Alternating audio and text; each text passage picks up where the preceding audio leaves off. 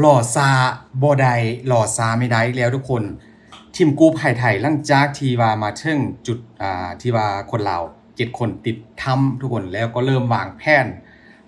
นเพื่อจะเข้าไปช่วยเหลือ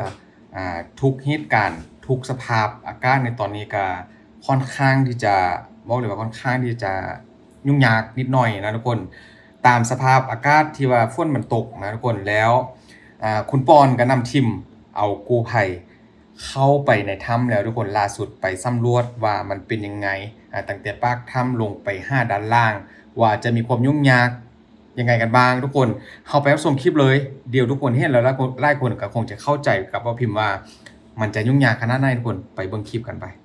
มาทุกคนก่อนจะเริ่มการเข้าไปในถ้ำเพื่อจะเริ่มภารกิจค้นหาผู้สูญหายคนลาว7คนที่ว่าติดอยู่ในถ้ำตอนนี้ยังบ่ฮู้ชะตากรรมเลยว่า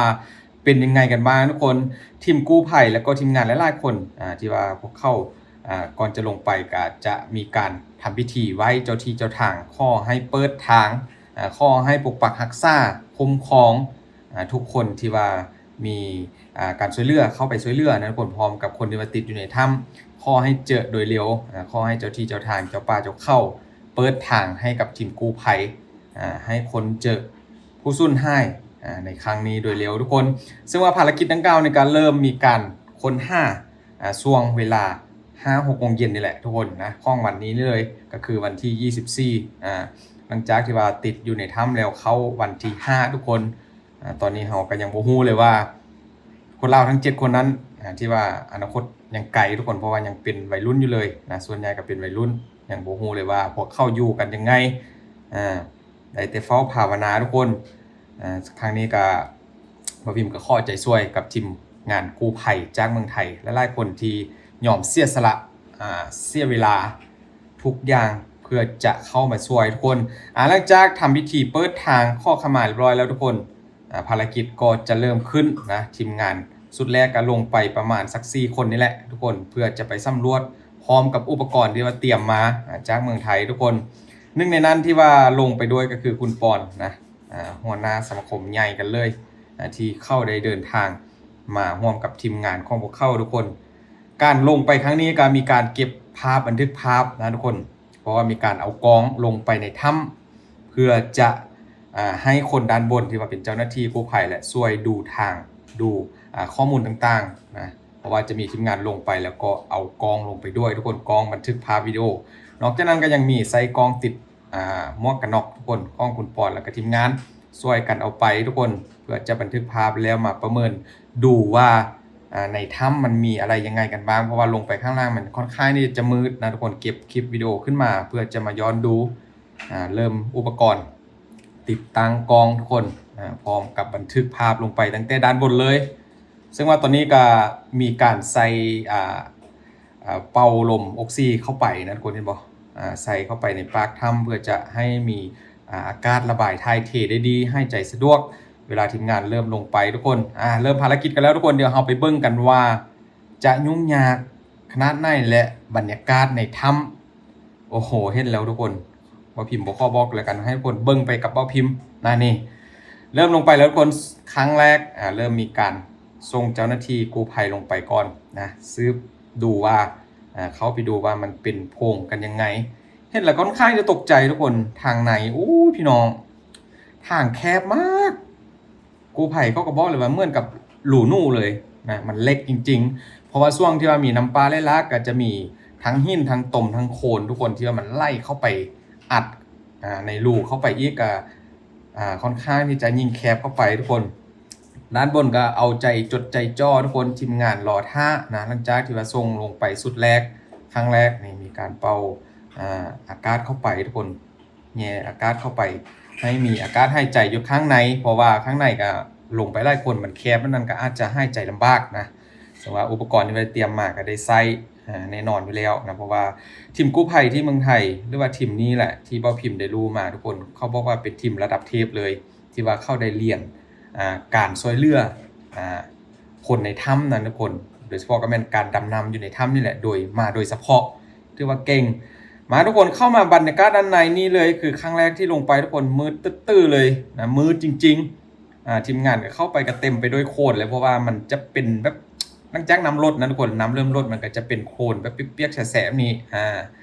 ขึ้นมาแล้วทุกคนสุดแรกที่ว่าลงไปคุณปอนขึ้นมานะคุณปอนขึ้นมาก่อนเลยเบิ่งสภาพทุกคนโอ้ยนะสงสารแหงเละไปหมดเลยโสกปรกเปื้อนไปด้วยโคลนทุกคนโอ้โหแต่ละคนสภาพต่างจากตอนที่ว่าลงไปนี่จนจำบ่ได้เลยทุกคนเพราะว่าทางในทุกคนหลังจากที่ว่ามีการสูบน้ำเริ่มแห้งไปประมาณนึงแล้วนะก็จะบัดนี้มันก็จะเต็มไปด้วยโคลนนั่นแหละโคลนที่ว่าเห็นนี่ก็เป็นโคลนที่ไล่มาจากป่าจะเข้าทุกคนนะไล่มาจากป่าจะเข้าที่จุดที่ว่ามันเกิดเหตุนั่นน่ะสุดที่ซ่องก็ขึ้นมาทุกคนลงไปประมาณ4คนนะสุดแรกเข้าไปดูไปสำรวจแล้วว่าโอ้โหงานหินนะทุกคนงานหินแต่ก็มีโอกาสเพราะว่าต่อไปนี้เขาจะเริ่มหลังจากนี้นะทุกคนขึ้นมาวางแผนใหม่เดี๋ยวทุกคนก็จะเห็นการวางแผนของเขานะทุกคนขึ้นมาสุดแรกทุกคนครั้งแรกที่ว่าลงไปแล้วขึ้นมาก็ค่อนข้างที่จะเหนื่อยกันเลยเพราะว่ามันเหนื่อยย้อนความลำบากของโคนของต้มนี่นะทุกคนเพราะว่ามันเละมันลื่นทรงตัวลำบากคุณปอนกระซายหัวเลยจังไหนก็คุณปอนนะคนลาวไล่ล้านคนรอลุ้นแล้วก็เอาใจช่วยทีมงานของคุณปอนนะที่ว่าลงไปช่วยครั้งนี้ก็ขอให้ผ่านพ้นไปด้วยดีแล้วก็ภารกิจขอให้สำเร็จนี่มาดูกราฟทุกคนกราฟิกที่ว่ามีการใส่เครื่องเทคโนโลยีของเมืองไทยที่ว่านำมาเข้าไปกวดดูทุกคนถือว่าค่อนข้างจะเป็นไปได้ช่วงที่จะเจอมือถือของคุณปอนทุกคนเขาบอกว่า iPhone 17 เละเลยนะเพราะว่าเขาเอาเข้าไปด้วยในถ้ำเต็มไปด้วยโคลนทุกคนอุปกรณ์ที่ว่าทันสมัยที่ว่านำมาก็ได้ใส่จริงๆทุกคนแล้วก็ได้ใส่ครั้งแรกเลยนี่มาดูมุมกล้องที่ว่าได้เข้าไปสุดแรกทุกคนว่าภาพบรรยากาศอยู่ในถ้ำดังกล่าวมันเป็นยังไงทุกคนดูเลยโอ้ยมันแคบแฮงเข้าไปแต่ละครั้งนี่ทุกคนดูจากหินแหลมๆคมๆแล้วก็มีทั้งโคนทั้งน้ำเป็นจุดทางแคบทางกว้างที่ว่าเข้าไปนี้จะต้องได้เงียงตัวนะทุกคนแบบมันเข้าไปแบบตรงๆบ่ได้นะต้องได้ข่านได้กลมได้ตะแคงข้างเข้าไปไล่ย่างกันเลยเพราะว่ามันแคบแหงอันนี้ขึ้นมาแล้วทุกคนก็เริ่มมีการวางแผนกันใหม่นะเริ่มมีการวางแผนเพื่อจะลงไปอีกเต็มครั้งหนึ่งเขาบอกว่าครั้งที่2ที่3นี่จะลงไปจะไปเอาไปพร้อมกับออกซี่เพื่อจะเริ่มมีการดำน้ำเพราะว่าไปสำรวจครั้งแรกแล้วก็จะเห็นว่าจุดใดที่ว่ามันมีน้ำจุดไหนที่มีน้ำบางก็จะเริ่มเอาทางออกซี่ลงไปเพื่อจะเริ่มให้เจ้าหน้าที่ที่ว่าชำนาญการที่ว่าเขาได้เรียนมาโดยเฉพาะนะช่วยเหลือทางถ้ำที่ว่าได้ดำน้ำไม่มีทุกคนเข้าไปดำค้นหา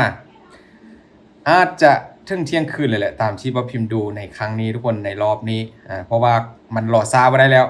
คนที่ว่าติดอยู่ข้างในก็เข้าวันที่5แล้วทุกคนที่6แล้วนะก้าวเข้าวันที่6แล้วก็ถือว่าโอ้โหสภาพจิตใจแล้วก็ร่างกายเข้าบ่ฮู้ว่าเป็นยังไงในตอนนี้เพราะว่าทางในห้องถ้ำมันเต็มไปด้วยทางความชื้นความอับชื้นความหนาวเย็นสุดๆกันเลยขนาดว่าคุณปอนแล้วก็ทีมงานกู้ภัยทุกคนนะทุกคนที่ว่าลงไปเมื่อกี้นี่นะเดี๋ยวทุกคนก็จะได้เห็นว่าเขาบอกว่ามันเย็นมากทุกคนแล้วก็อยู่ในป่านี่มันมีความชื้นสูงฝนก็ยังตกมาเป็นบางระยะแล้วก็เห็นป่าเนี่ยเปียกแฉะบริเวณโดยรอบมีการวางแผนกันอย่างละเอียดทุกคนครั้งนี้เพราะว่าลงไปแล้วรู้แล้วว่ามันเป็นแบบไหนกันบ้างทุกคนนะมีทางเจ้าหน้าที่ฝั่งลาวคอยสังเกตการแล้วก็กู้ภัยเมืองไทยพี่น้องที่ว่าอยู่เอาใจช่วยพี่น้องของคนที่ว่าติดอยู่ในถ้ำนะทุกคนรอเอาใจช่วยให้กำลังใจแล้วก็ลุ้นทุกวินาทีตอนนี้ทุกคนนี่เลยความหนาวเหน็บทุกคน ลงไปปุ๊บแล้วก็ต้องได้ก่อไฟฟิ้งนะว่าคุณปอนเขากับทีมงานเขาก็ได้ก่อไฟฟิ้งนี่แหละทุกคนคือเหตุการณ์ล่าสุดที่ว่ามีการลงเข้าไปค้นหาครั้งแรก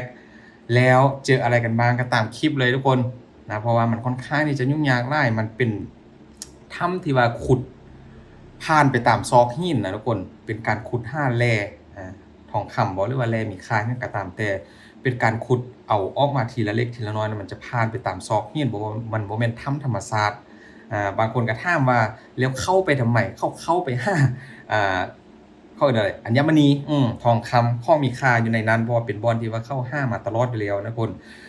ขอบคุณหลายๆทุกคนนี่ครับเป็นการอัปเดตล่าสุดในครั้งนี้มื้อนี้ก็บ่พิมพ์ก็ต้องขอบคุณทุกคนที่มาช่วยกดติดตามรอท่าต่อไปเดี๋ยวบ่พิมพ์จะทำคลิปให้ดูเป็นแต่ละระยะทุกคนช่วยกดติดตามกดไลค์กดแชร์ Subscribe ไว้เด้อทุกคนเจอกันคลิปต่อไปขอบคุณหลายๆ